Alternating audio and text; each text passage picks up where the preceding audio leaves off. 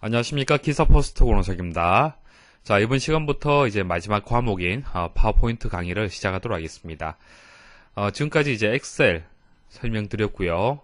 자, 액세스 설명드렸고요. 액세스가 가장 여러분들이 좀 공부할 거리가 좀 많았을 겁니다. 그 다음에 엑셀 같은 경우에는 이제 함수 위주로 해서 그렇게 공부를 하시면 되고요. 자, 이 두 개의 과목들은 사실 좀 공부할 거리라든지 암기할 거리들이 좀 있었습니다. 그리고 좀 작업하는 시간이 조금 걸렸었죠. 그렇지만 파워포인트 같은 경우에는 세 과목 중에서 가장 쉽습니다. 강의만 들으시면 거의 만점을 받으실 수가 있어요. 자, 물론 연습은 좀 하셔야겠죠. 그렇지만 거의 만점을 받을 수 있는 그런 과목이다. 그렇게 보시면 됩니다. 그래서 암기할 거리는 없고요. 여러 가지 기능들을 반복해서 여러분들 연습을 하셔야겠습니다. 자, 파워포인트 프로그램을 사용하는 경우 어떤 경우입니까? 뭐 학교라든지 회사에서 어떤 발표를 할 때, 그러니까 PT라고 얘기를 하죠. 프레젠테이션 발표를 할 때 파워포인트를 이용을 해서 많이 그 발표할 거리를 만듭니다. 지금 강의 제작도 파워포인트로 해서 지금 만들어진 거죠. 그래서 자기가 생각하고 있는 어떤 그 제안하고자 하는 그런 내용이라든지 생각하는 것을 상대방한테, 여러 명의 상대방한테 전달을 할 때 효과적인 이제 프로그램이 파워포인트가 되겠습니다. 그러니까 PT, 프레젠테이션, 어떤 발표용의 프로그램이다. 그렇게 보시면 되겠습니다. 자, 파워포인트 화면 구성에 대해서 말씀을 드리겠습니다. 화면 구성은 간단합니다. 상단은 이제 리본 메뉴로 구성이 되어 있죠. 그래서 뭐 엑셀이나 액세스처럼 그렇게 구성이 되어 있고요. 그리고 하단 부분은 이제 작업 영역이 되겠습니다. 그래서 파워포인트에서는 기본 작업의 단위가 슬라이드라는 용어를 사용을 합니다. 보통 우리 아리아 한글에서, 그러니까 워드 프로세서, 워드 작업을 하는 그 프로그램에서는 페이지라는 용어를 사용을 하죠. 그리고 쪽이라는 용어를 사용을 합니다. 그래서 출력을 할 때, 그리고 작업하는 단위가 쪽, 페이지 단위로 해서 작업이 이루어지고 출력이 되는 거죠. 자, 그 같은 개념으로 해서 파워포인트에서는 슬라이드라는 용어를 사용을 합니다. 그래서 이 슬라이드에다가 여러분들이 뭐 도형이라든지 선이라든지 어떤 문자라든지 그런 것들을 문제에서 제시된 모양하고 동일하게 만드셔야 돼요. 자, 그리고 레이아웃이라는 용어가 있습니다. 슬라이드 창에서 자, 오른쪽 클릭하게 되면은 메뉴가 나오는데요. 레이아웃이라는 메뉴가 나옵니다. 자, 레이아웃은요, 하나의 틀이다라고 보시면 됩니다. 그러니까 레이아웃이라는 것은 파워포인트를 이제 여러 가지 모양으로 해서 작업을 할 수가 있는데 그 중에서 자주 사용되는 모양들이 있다는 얘기죠. 그래서 이런 다양한 모양들이 있고요. 자, 이런 모양에서 문제에 맞도록 선택을 하고 작업을 하게 되면 좀 더 빠르게 작업을 완료할 수 있습니다. 그래서 뭐 자세한 내용들은 기출문제 풀이하면서 또 설명을 드리도록 할게요. 자, 작성이 편하도록 눈금선을 설정을 하고 텍스트를 입력을 하고 도형을 그리고 표 그리기. 자, 이번 시간에 이런 내용들을 말씀을 드릴 건데요. 실제 이제 실습을 하면서 설명을 드리도록 하겠습니다. 자, 파워포인트 2007을 실행하게 되면은 지금 보시는 화면을 보실 수가 있습니다. 지금 제가 강의 제작하는 해상도가 800, 600이기 때문에 여러분들 컴퓨터 환경하고 조금 달라서 좀 다르게 보여질 수는 있습니다. 그렇지만 크게 다른 점은 없을 거고요.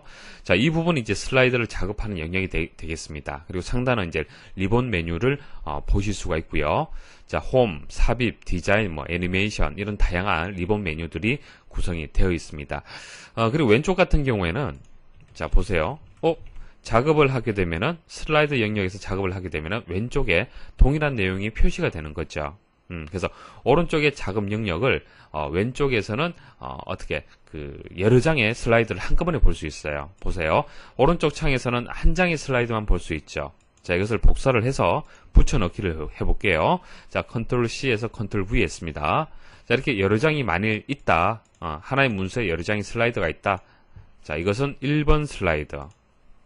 이건 2번 슬라이드. 이건 3번. 자, 이건 4번이에요.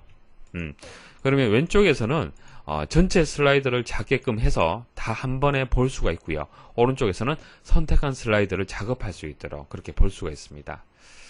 그래서 왼쪽의 영역은 크게 필요가 없습니다. 그래서 왼쪽은 좀 줄여서 그냥 이렇게 보시면 되고요. 중요한 것은 작업 명령을 최대한 크게 해서 작업을 하는 것이 좋겠죠. 자, 레이아웃 간단하게 보여드리겠습니다. 자, 오른쪽 클릭하시면요, 레이아웃이 나오고요. 자, 여러 가지가 있습니다. 뭐 제목 슬라이드, 지금 현재가 제목 슬라이드예요. 제목 및 내용, 그러니까 제목이 위쪽에 들어가고요. 내용을 여기서 입력할 수 있게끔 이런 식으로 되어 있습니다. 자, 그 다음 뭐 구형 머리글, 콘텐츠 2개. 자, 세로도 이렇게 입력하는 경우도 있겠죠. 제목을 세로로 이렇게 입력을 또 할 수도 있습니다. 자, 이렇게 해서 뭐 다양한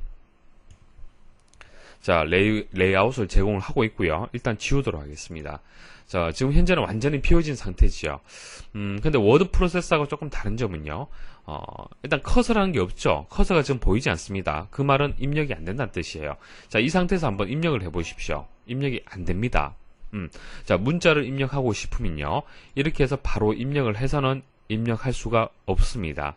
자, 삽입에 가시면은 텍스트 상자라는 게 있어요. 텍스트 상자를 클릭을 하시면요. 가로로 텍스트를 입력을 할 거냐, 세로로 텍스트를 입력을 할 거냐에 따라서 메뉴를 선택할 수 있게끔 되어 있습니다. 그래서 이것을 클릭을 해서 쭉 늘려주시고요. 여기서 입력을 하셔야 돼요. 자, 사무자동화, 산업기사. 자, 이런 식으로. 아시겠죠? 그래서 워드 프로세서하고 조금 다르게 직접적으로 입력할 수 있는 것이 아니고요. 텍스트를 입력을 하게 되면은 텍스트 상자를 가지고 와서 일단 영역을 지정을 해주고 입력을 하셔야 되는 겁니다. 자, 도형도 마찬가지예요. 자, 도형은 홈에서 도형에 가셔서 입력을 할 수도 있고요. 삽입에 가게 되면은 또 도형이 있습니다. 이런 다양한 도형들이 있어요. 자, 이런 것들을 선택을 하고 또 그려줄 수가 있습니다. 자, 워드 프로세서하고 조금 다른 점을 제가 설명을 드린 거고요. 자, 일단 내용을 지우도록 하겠습니다. 자, 이렇게 해서 이제 비어진 공간에다가 여러분들이 기출문제 나온 대로 모양을 만들어내야 됩니다. 그래서 도형도 있고 텍스트도 있고 선도 있고 뭐 화살표도 있고요. 여러 가지 도형들을 이용을 할 겁니다. 자, 그 자세한 내용들은 기출문제 풀이하면서 또 제가 설명을 드리면 되는 거고요. 작업을 하는 데 있어서 한 가지 먼저 말씀을 좀 드려볼게요. 자, 도형의 배치에 관한 얘기인데요. 도형들을 배치를 할 때요. 여러분들이 작업을 하다 보면은 그 도형들의 내용들이 예를 들어서 자, 직사각형이다. 자, 직사각형이 문제에서는 왼쪽 상단에 이렇게 위치하고 있어요. 근데 다른 도형들도 같이 이렇게 배치가 되어 있기 때문에 정확한 배치 위치를 판단하기 힘든 경우도 있을 수가 있습니다. 자, 무슨 얘기냐면은 지금 이렇게 비워져 있는 것보다도 어떤 눈금선으로 해서 체크가 되어 있더라면은 공간의 위치를 판단하기 좀 더 쉬울 거예요. 자, 보기에 가시면요. 눈금선이라는 게 있습니다. 한번 체크해 보십시오. 자, 체크하시면은 눈금선이 이렇게 그려져서 도형의 크기라든지 위치를 잡아줄 때 상당히 편리합니다. 이런 식으로. 이해하시겠습니까? 자, 이 눈금선은요, 출력을 해도 나오지 않습니다. 단지 여러분들이 작업하기 편하도록 그렇게 도와주는 역할을 하는 거예요. 그래서 눈금선을 먼저 표시를 하시고 작업을 하시면은 좀 더 편리할 겁니다. 자, 텍스트 입력부터 설명을 드리겠습니다. 자, 삽입에 가시면은 텍스트 상자라는 게 메뉴가 있죠. 자, 선택하시면은 가로 텍스트 상자가 있습니다. 자, 세로로 입력할 수도 있고 가로로 입력할 수도 있습니다. 자, 먼저 가로 한번 선택을 하죠. 자, 일단 입력을 해볼게요.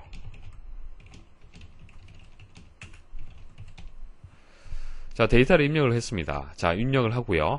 자, 이 데이터의 사이즈, 문자의 사이즈는 여기서 조절을 할 수가 있습니다. 자, 일단 선택하지 않았지만은 선택을 했을 때의 모양을 미리 보실 수가 있습니다. 자, 적당하게 뭐 36 정도 선택을 하셔도 되겠죠. 그리고 여기 보시면은 바로 크게 작게끔 바로 이제 그 폰트의 사이즈를 조절할 수가 있습니다. 자, 이렇게 해서 폰트의 사이즈를 조절하셔도 되고요. 직접적으로 수치를 입력을 해서 그렇게 폰트의 사이즈를 조절할 수도 있습니다. 그리고 이것은 이제 글꼴이 되겠죠. 글꼴이 되고요. 자, 글자의 색깔도 여러분들이 지정할 수 있습니다.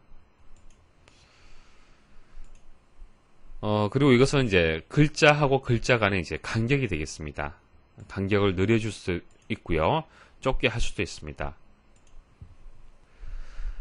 그리고 이제 진하게 할 수 있고 밑줄도 표시할 수 있습니다. 그래서 뭐 홈에 글꼴에 보시면은 대부분 어떤 텍스트를 편집할 수 있는 메뉴들이 다 포함이 되어 있습니다. 자, 그리고 정렬도 있죠. 오른쪽 정렬, 가운데 정렬, 뭐 왼쪽 정렬. 자, 한번 선을 그려볼까요? 자, 이렇게 쭉 그려주시면 됩니다. 자, 선택을 하고 컨트롤 C, 컨트롤 V 하게 되면은 동일하게 또 복사도 할 수 있고요. 이렇게 이동도 할 수 있습니다. 자, 화살표. 화살표도 얼마든지 여러분들이 원하는 모양으로 해서 만드실 수가 있습니다. 자, 직사각형도 한번 그려보겠습니다. 자, 눈금을 이용을 해서 사이즈를 비슷하게 맞춰주시면 되겠죠. 자, 그런데 여기서 지금 현재 저는 키보드의 키를 이용하지 않고 그림을 그렸습니다. 여기서 Shift, Ctrl, Alt 키를 눌렀을 때 어떻게 입력이 되는지 차이점을 좀 설명을 드리겠습니다. 자, 직사각형을 선택을 했는데요. 이 상태에서 Shift 키를 누르고 한번 입력을 해 보십시오. Shift 키를 누르고 그림을 그리려고 하니까요. 그냥 Shift 키를 뗐을 때는 다양한 모양의 직사각형을 그릴 수가 있었는데요. Shift 키를 누르게 되면은 이제 간격이 일정하게 유지가 됩니다. 가로하고 세로가 동일한 크기로 해서 이렇게 모양이 만들어집니다. 자, 그 말은 무슨 얘기예요? 정사각형을 그릴 수가 있다는 얘기예요. 정사각형. 이해하시겠습니까? 그래서 Shift 키를 누르게 되면은 일정한 간격이 유지가 되면서 도형을 그릴 수가 있습니다. 자, 그다음 컨트롤 키 한번 볼게요. 컨트롤 키를 누르니까 저는 오른쪽으로 지금 그림을 그리려고 이렇게 모양을 만들었어요. 그런데 왼쪽도 같이 동일하게 대칭되게 모양이 만들어지고 있습니다. 그래서 컨트롤 키를 눌렀을 때, 누르지 않았을 때 차이점 잘 한번 보십시오. 모양이 다를 겁니다. 자, 이 상태에서 이제 Shift 키도 같이 누를 수가 있습니다.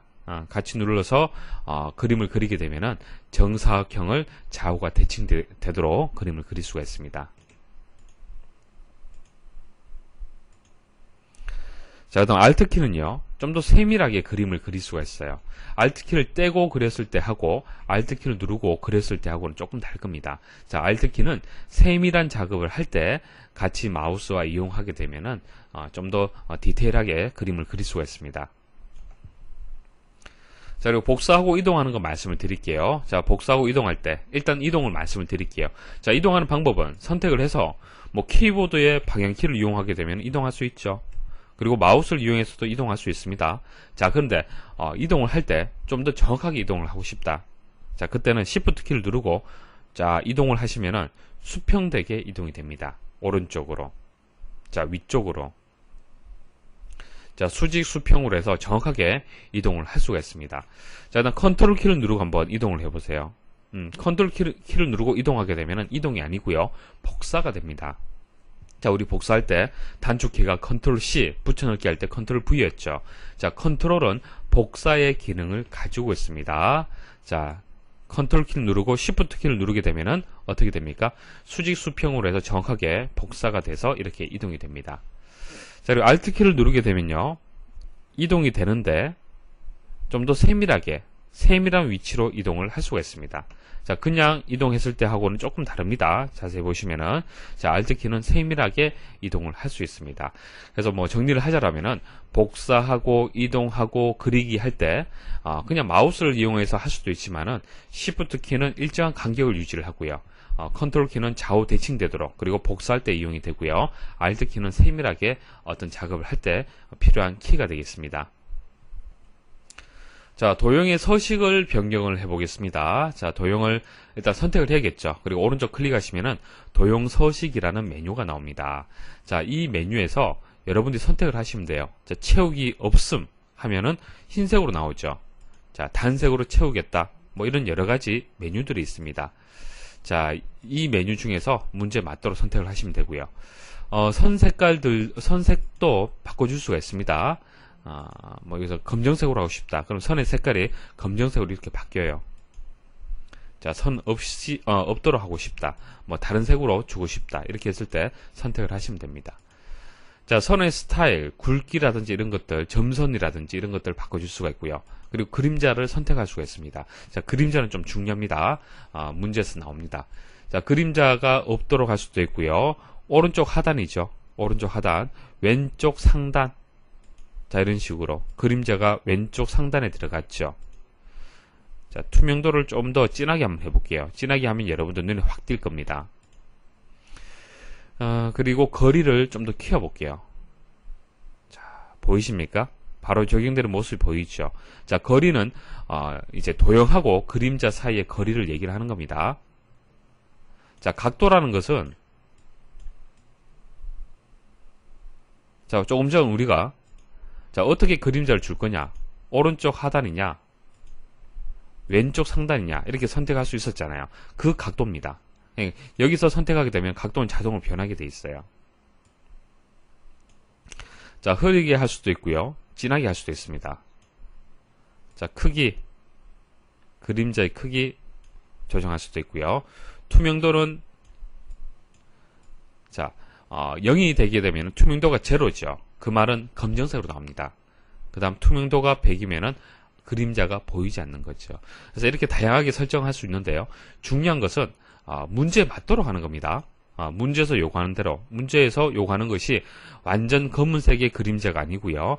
이런 식으로 이제 회색이 되겠죠. 회색으로 해서 이 정도 크기로 해서 그림자가 들어있다. 그러면은 여기에 맞도록 뭐 비슷하게 여러분들 설정하시면 됩니다. 그러니까 임의로 설정하는 것이지 정확하게 투명도는 몇 프로다, 크기는 몇 프로다, 흐리기는 뭐 몇 포인트다 이런 식으로 되어 있는 게 없습니다. 임의대로 그림과 유사하게끔 여러분들이 만드시면 됩니다.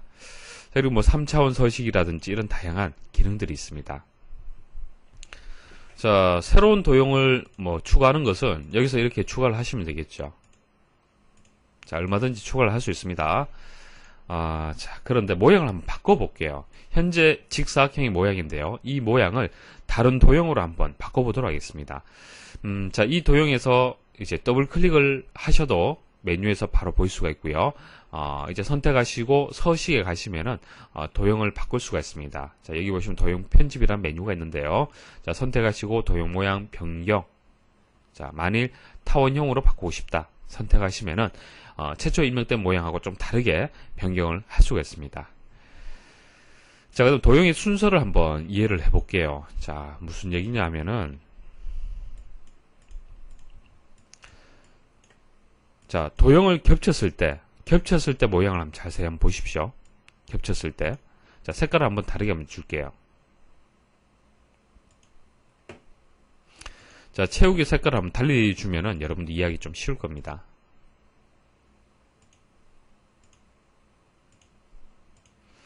자, 이렇게 세 가지 도형이 있습니다. 자, 세 가지 도형이 순서, 앞뒤의 순서가 어떻게 됩니까? 자, 삼각형이 제일 위쪽이죠. 그 다음 중간, 그럼 제일 밑쪽입니다. 자, 어떻게 순서가 되어 있냐에 따라서 모양은 달라집니다. 그죠? 그래서 그 순서를 바꿔줄 수가 있습니다. 만일 제일 밑쪽에 있는 이 직사각형을 제일 위쪽으로 이동을 하고 싶다. 그럴 때는 마우스 오른쪽 클릭을 하면요. 맨 앞쪽으로 가져오기라는 메뉴가 있어요. 맨 앞쪽으로 가져오기라고 선택을 하시면요. 제일 앞쪽으로 배치가 됩니다. 자, 그럼 다시 아래쪽으로 내리고 싶다. 자, 맨 뒤쪽으로 보내기. 여기서 또 두 가지 메뉴가 있는데요. 뒤로 보내기는 한 단계 아래로 내리는 겁니다. 뒤로 보내는 겁니다. 맨 뒤로 보내는 거는요. 나머지 두 개 도형 바로 뒤로 보내는 겁니다. 자, 뒤로 보내기 하게 되면은 두 번째 위치로 들어가는 거죠. 이해하시겠습니까? 그래서 도형의 순서를 변경을 할 수 있습니다. 자, 그리고 표 한번 그려볼게요. 자, 삽입에 가시면 표 있습니다. 자, 선택하시고요. 행과 열의 개수를 정해주시고 선택하시면 됩니다. 자, 이 모양이 마음에 안 들잖아요. 바꿔줄 수 있습니다. 자, 선택하시면은 디자인에 보시면은 이렇게 뭐 배경 색깔, 그러니까 채우기 색깔을 이렇게 뭐 검정색으로 바꿀 수도 있고요. 얼마든지 여러분들 원하는 모양으로 바꿔줄 수가 있습니다. 자, 투명한 색깔로 바꾸고요. 자, 전체를 바꾸고 싶다. 전체를 이렇게 바꿀 수도 있고요. 원하는 것만 바꿀 수도 있습니다. 자, 선 색깔, 뭐 검정색으로 하고 싶다. 이런 식으로 만들어 줄 수가 있어요. 자, 그래서 뭐 표라든지 뭐 금방 말씀드렸던 도형의 여러 가지 사용 방법이라든지 이런 것들은 기출 문제가 나오면요 다시 또 설명을 드릴게요. 자, 지금 중요한 것은 여러분들이 이런 도형들을 좀 쉽게 사용할 수 있도록 Shift라든지 Ctrl, Alt 키 이런 것들 제대로 활용해서 그릴 수 있도록 좀 연습을 좀 하셔야 됩니다. 아시겠죠? 네, 강의 들으신다고 수고 많이 하셨습니다. 다음 시간부터 해서 기출문제 차근차근 풀이를 하도록 하겠습니다.